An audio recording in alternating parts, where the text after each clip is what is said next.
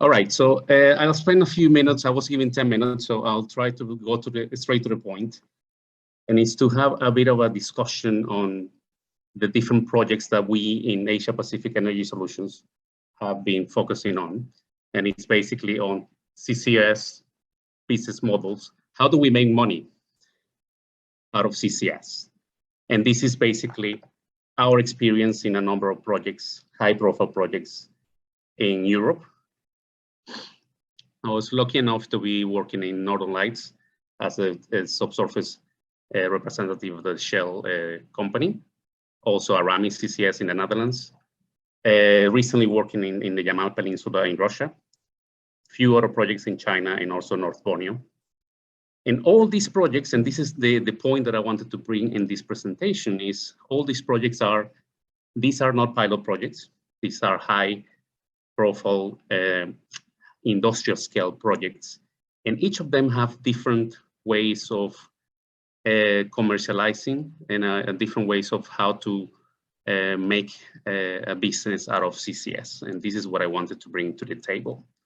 For Kazakhstan, there are options and there are opportunities, and that's and I invite questions on what we have in our minds.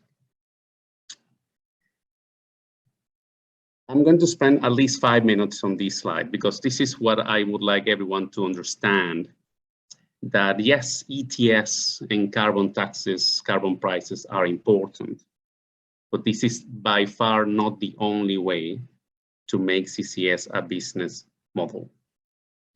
CCS, as it has been mentioned many times before, it is a way to minimize CO2 emissions, and it's something that the planet would welcome, obviously. But we strongly believe that in order for CCS to be sustainable, to make a sustainable solution, we need to be honest with ourselves, and it needs to be linked to a business model. So ETS, carbon taxes, is all related to the Model 1 that I mentioned here. So please follow my cursor. Model 1 is basically, there are tariffs. The operator is paid by tariffs per ton, and you're paid by disposing CO2 underground. Examples are existing examples. This is not theory. This is not academic. This is not pilot. There are projects already in the pipeline, like Northern Lights, which, like I mentioned before, I was very lucky to be involved in. Also another project in Australia called Deep Sea. The business model is associated to the ETS. Now I'm highlighting the Model 2 and 3 because in our humble opinion for Kazakhstan, today the ETS probably is not high enough to justify investments on CCS. However, Model 2 and Model 3 may be options that could be considered. So what are these Model 2 and 3? Model 2 is, in a nutshell, is to ensure business longevity as it is today, fossil fuels. It is basically come with CCS solutions to coal-fired power plants, for example, or when you have countries where you produce LNG, hydrocarbons, is basically to come up with a pre-combustion or post-combustion, in the case of coal, CCS solutions in which you're not really making money out of the storage, out of storing CO2. You're actually making money because CCS is enabling further production. Examples, Sleipner, probably everybody has heard of it in Norway, Bayundan in Australia, Kasawari in Malaysia, CTSCo in Australia. There are a lot of existing projects today that they are investing on CCS, not because they're making money out of ETS, it's because they're enabling longevity of their traditional fossil fuels models, fossil fuels business models. Model 3, again, existing projects. ADNOC in Abu Dhabi, they sell blue ammonia to Japan. This is all public information, by the way. There's a project in Quest sorry, a project in Canada called Quest, another project H2H Sultan in the UK. All these are basically you're making a business out of, not because of your storing CO2, it's because you are dealing with the byproduct of production of blue hydrogen or blue ammonia, and CCS enables that investment. So what we're trying to say is Model 2, Model 3 could help Kazakhstan to justify an investment on CCS, where you can already get financial benefits in a short term.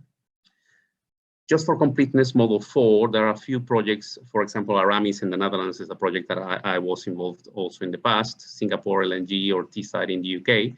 These are hubs. We call it hybrid because the source of CO2 could come from anything. It could be Model 1, Model 2, Model 3, and it's basically what is very famous right now is the discussions about building a hub in around certain areas. I'm not sure whether that would be applicable to Kazakhstan. Our opinion today in this presentation is about Model 2, Model 3. Now, I'll spend a few minutes on my, yeah, I think this would be my last slide, and just to highlight a bit of what I already mentioned is for the different options that we have on the left, the Norway model, which is basically disposal, a Model 2, which is pre-combustion or post-combustion in case on coal-fired plants, pre-combustion to sell hydrogen, like examples all here, or post-combustion retrofitting gas power plants or coal-fired plants. The point is, short-term, you could benefit very quickly. You see that green means good. You could benefit very quickly in terms of impacting the emissions and impacting international reputation. But we need to look into the financial benefit. Where is that model that would enable that short-term financial benefit? And by far, obviously, this is a very high-level statement that requires a proper assessment for Kazakhstan, but by far, Model 3, which is associated to blue hydrogen, or depending on the portfolio, what you have in terms of hydrocarbons or the coal business, you could benefit very quickly from CCS by looking into directly Model 2 or Model 3. Long term, yes, building a hub in the case of like the Norway model, Northern Lights, that's something that always in the long term, it is expected that ETS would grow, would go beyond 100 euros or $100 a ton in the next few years. But again, CCS investments are such a magnitude that it is important to consider the financial benefit on the short term. I will leave it at this moment. I just want to quickly browse through a bit, the projects that we've been always, that I can publicly talk about. Northern Lights, Aramis CCS, Yamal LNG in Russia. These are projects that exist. These are projects that we have been directly involved in. And we can say from first hand, these projects are successful because they have decided on their specific model. How am I going to be making a business out of CCS? And by the way, we're also, like I said before, the planet would thank us for that. So let's be honest with ourselves. Let's consider that CCS is indeed, if not one of the most important technologies for decarbonization. But we need to be honest that for this to be sustainable, it needs to be profitable. So let's discuss openly about the commercialization of CCS and what are the models. Thank you so much. And if you have any questions, here's our website and our email. I will be welcoming any questions later on. Thank you. Okay, Diego.